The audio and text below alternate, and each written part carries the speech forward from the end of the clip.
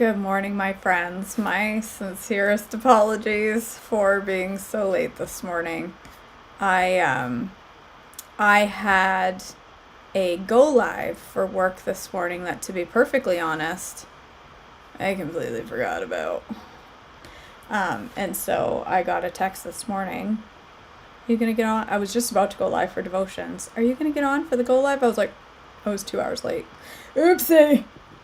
I just totally spaced. We don't do go lives on Monday at work very often. So I just totally missed it. So go live is done and now I can devote. So here I am. All right, February 6th, manna and quail from heaven. Exodus 16, 1 through 36, 1446 or 1280 BC. Then the whole community of Israel set out from Elim and journeyed into the wilderness of Sin, between Elim and Mount Sinai. They arrived there on the 15th day of the second month, 1 month after leaving the land of Egypt. There, too, the whole community of Israel complained about Moses and Aaron. If only the Lord had killed us back in Egypt, they moaned. There we sat around pots filled with meat and ate all the bread we wanted. But now you have brought us into the wilderness to starve us all to death.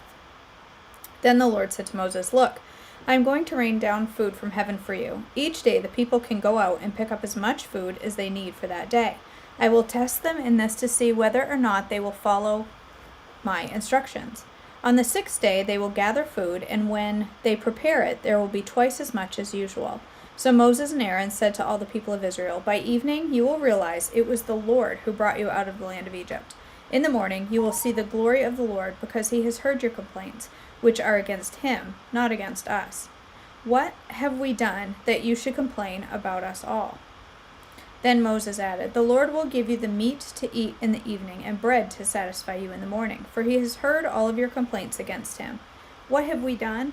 Yes, your complaints are against the Lord, not against us. What have we done? Your complaints are against the Lord, not against us. Then Moses said to Aaron, Announce this to the entire community of Israel. Present yourselves before the Lord, for he has heard your complaining. And as Aaron spoke to the whole community of Israel, they looked out towards the wilderness, where they could see the awesome glory of the Lord in the cloud. Then the Lord said to Moses, I have heard the Israelites' complaints. Now tell them, in the evening you will have meat to eat, and in the morning you will have all the bread you want. Then you will know that I am the Lord your God. That evening vast numbers of quail flew in and covered the camp, and the next morning the area around the camp was wet with dew. When the dew evaporated, a flaky substance as fine as frost blanketed the ground. The Israelites were puzzled when they saw it. What is this? They asked each other. They had no idea what it was. And Moses told them, It is food from the Lord. It is food the Lord has given you to eat. These are the Lord's instructions. Each household should gather as much as it needs. Pick up 2 quarts for each person in your tent. So the people of Israel did as they were told. Some gathered a lot, some only gathered a little. But when they measured it out, everyone had just enough. Those who gathered a lot had nothing left over, but those who gathered only a little had enough. Each family had just what they needed. Then Moses told them, Do not keep any of it until morning. But some of them didn't listen and kept some of it until the morning. But by then it was full of maggots and had a terrible smell. Moses was very angry with them. After this the people gathered food morning by morning, each family according to its need. And as the sun became hot, the flakes they had not picked up melted and disappeared. On the 6th day they gathered twice as much as usual, 4 quarts, for each person instead of 2. Then all the leaders of the community came and asked Moses for an explanation. He told them, This is what the Lord commanded. Tomorrow will be a day of complete rest, a holy Sabbath day set apart for the Lord. So bake or boil as much as you want today, and set aside what is left for tomorrow. So they put some aside until morning, just as Moses had commanded. And in the morning, the leftover food was wholesome and good, without maggots or odor. It's the sign. That's how you can tell if the food in your refrigerator is not gone by yet. It doesn't have maggots. It's without maggots or odor. Eat this food for today, for the Sabbath day is dedicated to the Lord. There will be no food on the ground today. You may gather the food for 6 days, but the 7th day is a Sabbath. There will be no food on the ground that day. Some of the people went out anyway on the 7th day, but they found no food. The Lord asked Moses, "How long will these people refuse to obey my commands and instructions? They must realize that the Sabbath is the Lord's gift to you. This is why he gives you a 2-day supply on the 6th day, so there will be enough for 2 days. On the Sabbath day you must each stay in your place. Do not go out to pick up food on the 7th day." So the people did not gather any food on the 7th day. The Israelites called the food manna. It was white like coriander seed, and it tasted like honey wafers. Then Moses said, "This is what the Lord has commanded. Fill a 2-quart container with manna to preserve it for your descendants.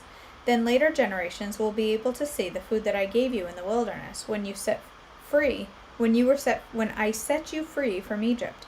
Moses said to Aaron, "Get a jar and fill it with 2 quarts of manna. Then put it in a sacred place before the Lord to preserve it for all future generations." Aaron did just as the Lord had commanded Moses. He eventually placed it in the Ark of the Covenant in front of the stone tablets inscribed with the terms of the covenant. So the people of Israel ate manna for 40 years until they arrived at the land where they would settle. They ate manna until they came to the border of the land of Canaan. The container used to measure the manna was an omer, which is 1/10 of an ephah. It held about 2 quarts. Water from the rock, Exodus 17, 1-7. At the Lord's command, the whole community of Israel left the wilderness of Sin and moved from place to place. Eventually, they camped at Rephidim, but there was no water there for the people to drink. So once more the people complained against Moses. "Give us water to drink," they demanded. "Quiet," Moses replied. "Why are you complaining against me, and why are you testing the Lord?" But tormented by thirst, they continued to argue with Moses. "Why did you bring us out of Egypt? Are you trying to kill us, our children, and our livestock with thirst?"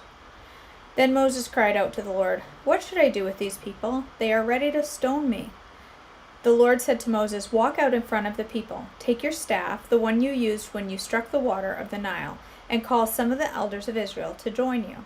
I will stand before you on the rock at Mount Sinai. Strike the rock, and water will come gushing out. Then the people will be able to drink." So Moses struck the rock as he was told, and water gushed out as the elders looked on. Moses named the place Massah, which means test, and Meribah, which means arguing, because the people of Israel argued with Moses and tested the Lord by saying, "Is the Lord here with us or not?" Israel defeats the Amalekites, Exodus 17, 8-16. While the people of Israel were still at Rephidim, the warriors of Amalek attacked them. Moses commanded Joshua, "Choose some men and go out and fight the army of Amalek for us. Tomorrow I will stand at the top of the hill holding the staff of God in my hand." So Joshua did what Moses had commanded and fought the army of Amalek. Meanwhile, Moses, Aaron, and Hur climbed the top of a nearby hill. As long as Moses held up the staff in his hand, the Israelites had the advantage. But whenever he dropped his hand, the Amalekites gained the advantage. Moses' arms soon became so tired he could no longer hold them up. So Aaron and Hur found a stone for him to sit on. Then they stood on each side of Moses, holding up his hands. So his hands held steady until sunset. As a result, Joshua overwhelmed the army of Amalek in battle. After the victory, the Lord instructed Moses, "Write this down on a scroll as a permanent reminder, and read it aloud to Joshua. I will erase the memory of Amalek from under the heaven." Moses built an altar there and named it Yahweh Nissi, which means "the Lord is my banner." He said, "They have raised their fist against the Lord's throne, so now the Lord will be at war with the Amalek generation after generation." Jethro's visit to Moses, Exodus 18, 1-12. Moses' father-in-law Jethro, the priest of Midian, heard about everything God had done for Moses and his people, the Israelites. He heard especially about how the Lord had rescued them from Egypt. Earlier, Moses had sent his wife Zipporah and his 2 sons back to Jethro, who had taken them in. Moses' first son was named Gershom, for Moses had said when he was a boy, "I have been a foreigner in a foreign land." His second son was named Eleazar, for Moses had said, "The God of my ancestors was my helper. He had rescued me from the sword of Pharaoh." Jethro, Moses' father-in-law, now came to visit Moses in the wilderness. He brought Moses' wife and 2 sons with him, and they arrived while Moses and the people were camped near the mountain of God. Jethro had sent a message to Moses saying, "I, Jethro, your father-in-law, am coming to see you with your wife and your 2 sons." So Moses went out to meet his father-in-law. He bowed low and kissed him. So they asked about each other's welfare and then went into Moses' tent. Moses told his father-in-law everything the Lord had done to Pharaoh and Egypt on behalf of Israel. He also told about all the hardships they experienced along the way and how the Lord had rescued his people from all of their troubles. Jethro was delighted when he heard about all the good things the Lord had done for Israel as he rescued them from the hand of the Egyptians. "Praise the Lord," Jethro said, "for he has rescued you from the Egyptians and from Pharaoh. Yes, he has rescued Israel from the powerful hand of Egypt. I know that the Lord is greater than all the other gods, because he has rescued the people from the oppression of the proud Egyptians." Then Jethro, Moses' father-in-law, brought a burnt offering and sacrifices to God. Aaron and all the elders of Israel came out and joined him in a sacrificial meal in God's presence. Jethro's wise advice, Exodus 18:13 through 27. The next day, Moses took his seat to hear the people's disputes against each other. They waited before him from morning until evening. When Moses' father-in-law saw all that Moses was doing for the people, he asked, "What are you really accomplishing here? Why are you trying to do all of this alone while everyone stands around you from morning until evening?" Moses replied, "Because the people come to me to get a ruling from God. When a dispute arises, they come to me, and I am the one who settles the case between the quarreling parties. I inform the people of God's decrees and give them instructions." "That is not good," Moses' father-in-law exclaimed. "You're going to wear yourself out, and the people too. This job is too heavy a burden for you to handle all by yourself. Now listen to me, and let me give you a word of advice, and may God be with you. You should continue to be the people's representative before God, bringing their disputes to him. Teach them God's decrees and give them his instructions. Show them how to conduct their lives. But select from all the people some capable, honest men who fear God and hate bribes. Appoint them as leaders over groups of 1,000, 100, 50, and 10. They should always be available to solve the people's common disputes, but have them bring the major cases to you. Let the leaders decide the smaller matters themselves. They will help you carry the load, making the task easier for you. If you follow this advice, and if God commands you to do so, then you will be able to endure the pressures, and all of these people will go home in peace." Moses listened to his father-in-law's advice and followed his suggestions. He chose capable men from all over Israel and appointed them as leaders over the people. He put them in charge of groups of 1,000, 100, 50, and 10. These men were always available to solve the people's common disputes. They brought their major cases to Moses, but they took care of the smaller matters themselves. Soon after this, Moses said goodbye to his father-in-law, who returned to his own land. The Lord reveals himself at Sinai, Exodus 19:1 through 25. Exactly 2 months after the Israelites left Egypt, they arrived in the wilderness of Sinai. After breaking camp at Rephidim, they came to the wilderness of Sinai and set camp there at the base of Mount Sinai. Then Moses climbed the mountain to appear before God. The Lord called to him from the mountain and said, "Give these instructions to the family of Jacob. Announce it to the descendants of Israel.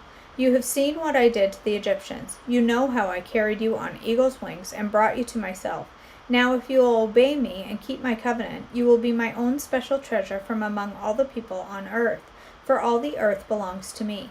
And you will be my kingdom of priests, my holy nation. This is the message you must give to the people of Israel."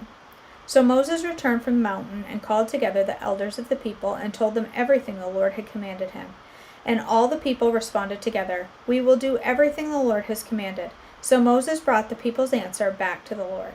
Then the Lord said to Moses, I will come to you in a thick cloud, Moses, so the people themselves can hear me when I speak with you. Then they will always trust you." Moses told the Lord what the people had said. Then the Lord told Moses, "Go down and prepare the people for my arrival. Consecrate them today and tomorrow and have them wash their clothing. But be sure they are ready on the third day, for on that day the Lord will come down on Mount Sinai as all the people watch. Mark off a boundary all around the mountain. Warn the people. Be careful. Do not go up on the mountain or even touch its boundaries. Anyone who touches the mountain will certainly be put to death. No hand may touch the person or animal that crosses the boundary. Instead, stone them or shoot them with arrows. They must be put to death. However, when the ram's horn sounds with a long blast, then the people may go up onto the mountain." So Moses went down to the people. He consecrated them for worship, and they washed their clothes. He told them, "Get ready for the third day, and until then, abstain from having sexual intercourse." It's getting saucy. On the morning of the third day, thunder roared and lightning flashed, and a dense cloud came down on the mountain. There was a long, loud blast from a ram's horn, and all the people trembled. Moses led them out the mountain camp to meet with God, and they stood at the foot of the mountain. All of Mount Sinai was covered with smoke because the Lord had descended on it in the form of fire and smoke. The smoke billowed into the sky like a smoke from a brick kiln, and the whole mountain shook violently. As the blast of the ram's horn grew louder and louder, Moses spoke, and God thundered his reply. The Lord came down on top of Mount Sinai and called Moses to the top of the mountain. So Moses climbed the mountain, and then the Lord told Moses, "Go back down and warn the people not to break through the boundaries to see the Lord, or they will die. Even the priests who regularly come near the Lord must purify themselves so that the Lord does not break out and destroy them." "But Lord," Moses protested, "the people cannot come up to Mount Sinai. You already warned us. You told me, 'Mark off a boundary all around the mountain and set it apart as holy.'" But the Lord said, "Go down and bring Aaron back up with you. In the meantime, do not let the priests or the people break through to approach the Lord, or he will break out and destroy them." So Moses went down to the people and told them what the Lord had said. That was a long one. All right. Good morning, Miss Marin. Sorry. No, you're all right. You're okay. All right. Let's do February 6th. We are on day 36 of Unshakable. All right. February 6th. Despite... You okay, Bessie? You been attacked by the Bible? Poor Bebes. Oh, that's a heavy book to go landing on a dog. All right. February 6th. Despite the odds. I know that you can do all things. No purpose of yours can be thwarted. Job 42:2. Once, when I faced a situation where the odds stacked against me were especially high, God reminded me that being in such a predicament never bothers him in the least. Yes, the odds are stacked against you, overwhelmingly in fact. Yes, the giant you're facing can make you think there's no way forward, but no odds and no giant step can stop me, and when you do my will, they can't stop you either. God is always with us, always making a way for us to do his will. Yet that's easy to forget in the face of overwhelming odds. But it's still true. Maybe you're asked to speak at church, but think, "I can't, I'm too shy." You want to volunteer at a homeless shelter, but your schedule tells you that you're too busy. You want to give money or groceries to a family who has lost their home, but your checkbook says there's not even enough in your account to pay your own bills. You want to make a career change and follow what you know is your calling, yet a voice inside mutters, "Stay where you are. The risk is too high." Whatever the odds stacked against you are, it certainly will never stop what he wants to accomplish through you. Lord God, I like your odds. You are infinite in power, knowledge, wisdom, love, kindness, faithfulness, patience, and everything good. Okay. All right. Thank you. Short. Thank you for joining. Well, we did the Bible reading. The daily devotion's pretty short. Thank you for joining me this morning. Better late than never, right? Sorry I was so late. I like to give you a heads up when I'm going to be that late due to a work thing, but I have to remember that I have a work thing in order to give you a heads up, and I totally forgot. So, all right, let's go ahead and end our devotions this morning in a word of prayer.